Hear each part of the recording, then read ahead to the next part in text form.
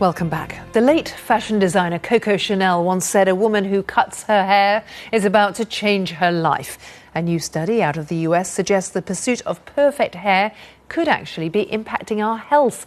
Researchers looked at 18 hair products sold in the US and traditionally used by black women, like hair relaxers, hot oil treatments, anti-frizz or leave-in conditioners.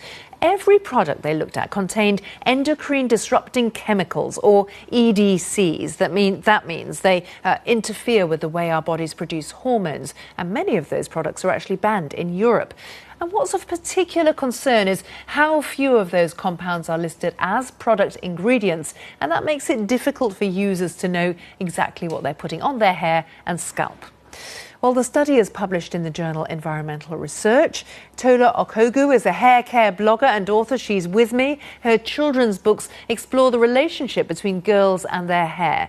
And joining us from Boston, Massachusetts, is the study author, Dr. Jessica Helm, a scientist at the Silent Spring Institute. Jessica, I'm going to come to you first to talk about the health problems that you found black women tend to have more than other women in the US. There was something that stood out for you here.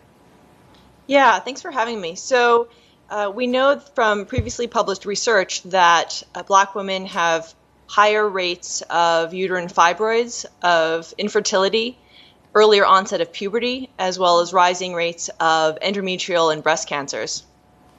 And did you find a link with the kind of chemicals that are in the hair products we talked about? So what we found was that endocrine disrupting chemicals were frequently present in these products. We know that endocrine disrupting chemicals are present in people's bodies, that some of the same chemicals that are in these products are in women's bodies frequently.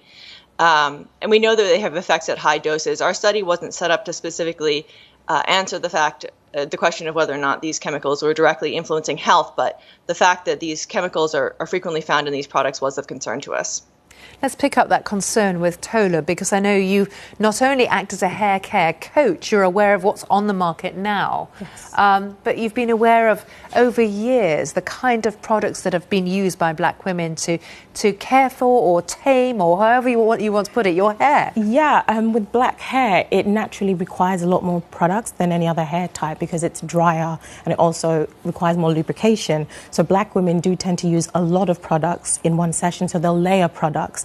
And historically, the products that we buy, I've been aware for a while that the ingredients are on the cheaper end, and the brands, it does appear to be quite low quality products, and most of the products are bought in hair shops in areas where the demographic is majoritively black. And a lot of products traditionally have come in from the States. Yes, they have. Historically, I mean, I've been using hair products obviously for a long time, and when I was young, my mother used to relax my hair with little relaxer box kits that were directly imported from the US. So historically, most of our products do come from the US. And Jessica, there is another concern, which is not... often the ingredients aren't fully listed, so it's hard to know what you're dealing with when you buy these products. That's right. Yeah, we actually found that the majority of the chemicals that we detected weren't listed on the ingredient label. We did find that parabens tended to be better labeled, but they were by no means always labeled. Fragrance chemicals tended to be labeled with the word fragrance, but the actual ingredients within those fragrances were not listed on the label. Do you think, Jessica, that black women who use these products that are directed at them as a market should be worried about their health because of this? Yeah, that's a good question. From a precautionary approach, I think it makes sense to reduce exposures to products that have chemicals that may cause harm, and where there are opportunities to reduce that exposure, I think it makes sense to do that. Tola, what do you think about that? I agree completely. A few years ago, when I became more ingredient conscious in terms of the products that I use, and I kind of picked my products looking at the ingredients list, and I've become more familiar with some of the chemical names, I have moved to more organic products, and there are more products in the marketplace. There are a lot more UK manufacturers, and as the trend has moved towards more natural hair, so have the products. So women are being more conscious about what is in the products they're using on their hair and skin, and they're being more careful and picking products that are either more organic or have less cosmeceuticals and more natural oils, etc. And Tola, I'm interested in the fact that you speak to a younger audience as well. I mean, partly because of your coaching, but also the children's books. I think we can show some of the front covers of the books that you've published and are about to publish. Yes. And hair care is a massive issue. It is. It's something that speaks to the heart of identity for a lot of black women and black girls. Hair isn't just hair for us. It's the number one signifier of our race, and it is very much tied into our race and how we view ourselves. And historically,